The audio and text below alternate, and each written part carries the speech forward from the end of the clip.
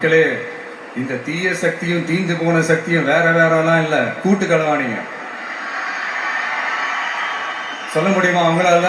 எங்களுக்குள்ள ஒட்டும் இல்ல, உறவும் இல்ல, அறிவிக்க முடியுமா, நிரூபிக்க முடியுமா? இந்த வரப்போற இடைத்தேர்தல் அதை நிரூபிச்சு காட்டுங்க, அப்புறமா பேசுங்க. மக்களை, என் மனசை விட்டு கரூர் எப்பவும் நீங்கவே நீங்காது.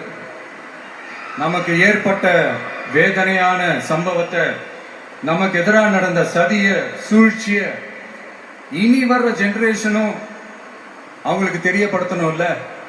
அதுக்காகவே இனி ஒரு அரசியல் சதிய, அரசியல் சூழ்ச்சிய யாரும் யோசிக்கவே கூடாதுன்றதுக்காகவே கரூர்ல ஒரு நினைவு சின்னத்தை நம்ம டிவிகே சார்பா அமைக்கப்படும் அப்படின்றத அறிவிக்கிறோம்.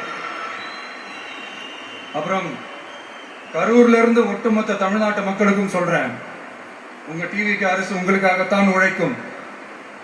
அடிப்படை வசதிகளை முதல்ல நிறைவேற்றணும். ஒரு பக்கம் நிதி நிலைமையை சரி செஞ்சுக்கிட்டே, இன்னொரு பக்கம் அப்படியே நாம சொன்னதுல ப்ரையாரிட்டி பார்த்து ஒவ்வொன்றா படிப்படியா நிறைவேற்ற ட்ரை பண்ணுவோம். இது எப்பவும் உங்களுக்கான அரசா தான் இருக்கும்.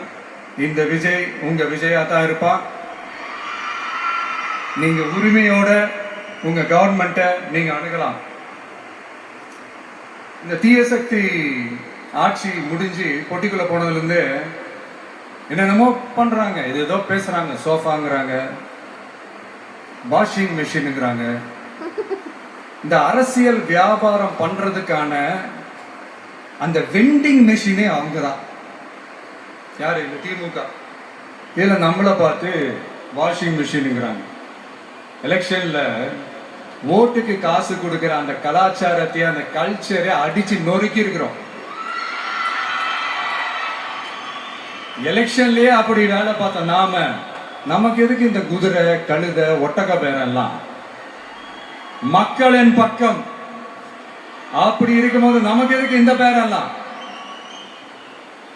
இந்த திருட்டு திமுக ஆட்சியை வச்சுக்கிட்டு ஊரடிச்சு ஒலையில போட்டு இந்த கொள்ளையை அடிச்சதுனாலதான் உங்க கரூர் கம்பெனி ஓனர் ஒருத்தர்